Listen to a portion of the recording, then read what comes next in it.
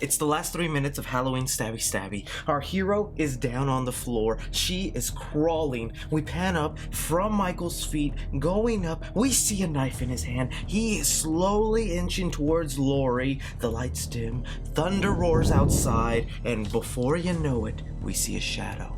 The shadow inches closer to an object on a table. It's a nail clipper. It reaches out.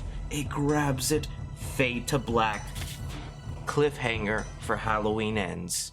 Possibly the best news we could have heard so far concerning the sequel to Halloween 2018, Halloween Stabby Stabby, will be including Toenail Clip Boy coming back for both Halloween Stabby Stabby and Halloween Ends. If you do not leave a like for the return of Toenail Clip Boy, he'll leave you to die just like his babysitter. What we're going to be writing down is just a couple of updates of what we've heard on this Halloween sequel entitled Halloween Kills. We've gotten some interesting cast choices added onto the project, some things John Carpenter said that are kind of interesting, and so much more, but be sure you guys are leaving me your thoughts down below on what you think about this. So one of the bigger ones that fans are definitely happy about, Tommy Doyle is coming back to the series. It was originally said that they wanted Paul Rudd to be in the role since Paul Rudd has played Tommy Doyle before in the past. Unfortunately, because he is currently shooting Ghostbusters 3, the Ghostbusters reboot, he was unavailable to be set for the next two projects, so he has now been recasted with Anthony Michael Hall as our new Tommy Doyle. I gotta admit, I flinched at first. I was like, it's no Paul Rudd, but I guess. And when I went further at this guy's resume, I was like, oh man, this guy's been a staple of 80s movies for a while. The Breakfast Club, 16 Candles, Weird Science, and also looking at him, he's more age appropriate to be Tommy Doyle than, well, Paul Rudd was, unless they were gonna gray up his hair, which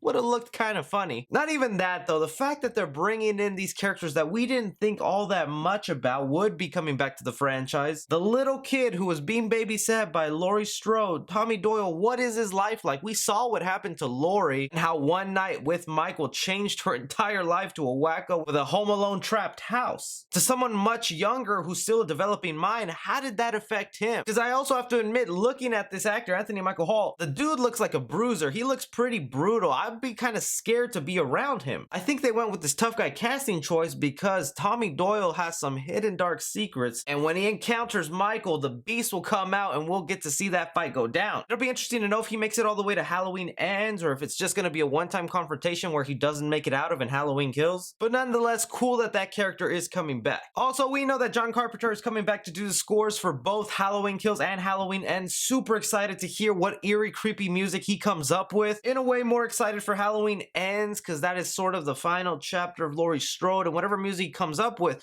is going to be really sad. But he was also quoted with saying the Halloween franchise is not going to end after that movie. He said as long as the money is still coming in and fans are going out to see the films, he sees them continuing. As far as him returning, I don't know. I think that would have to do with the quality of the movies. If they start to dip, I don't think John Carpenter is going to still want to be involved with those films. But if fans are loving them and they're getting good reviews, I don't see anything stopping him from continue being part of Halloween. But okay, the coup de grace, the thing that has me like, wow, I'm really happy about this, but doesn't make that much sense. Jibrail Nantambu, the kid actor who portrayed Toenail Clip Boy, said in an interview during a convention, I will be in those movies, and he also even went as far to say that I will not die. That last part could have been interpreted as a joke if you watch the interview, but still that interesting part, he's gonna be in both movies, so he's not just coming back for a small little role in the first movie, he's gonna be in it so much that they're gonna include him in Halloween Ends. Now, his character was a scene stealer in that movie. Just his comedic timing, his persona, the way he interacted when he saw Michael taking down his babysitter. As awesome as this character was, I am very conflicted on how he's gonna fit into the story and if he's not gonna be forced into it just because, oh, people love them, so let's just find a way to make him fight Michael Myers. But for all we know, it could just be some cameos. It could be 1-2 minutes of the movie where he shows up and it's like, oh, it's good to see him again. And then it'll happen again in Halloween Ends. This guy could be the Stan Lee of the Halloween universe. But But also with that, it's got my head scratching because kids his age pretty fast. So maybe this also entails to how long Halloween 2 starts after the last Halloween movie. Unless they will just completely ignore it and say, oh, well, he just hit a little growth spurt in between the films. My best guess is this sequel takes place 1 year after the events of Halloween 2018. Still wonder where Michael could have been or what he's doing in that time. And then Halloween Kills and Halloween Ends will take place on the same night of Halloween. I really do hope Toenail Clip Boy makes one more encounter with Michael Myers because I just want to see what he would do if he would hold up his toenail clipper and go,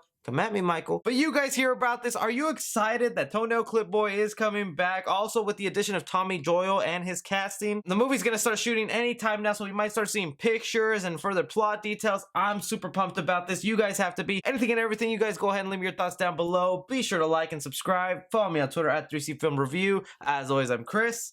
Take care.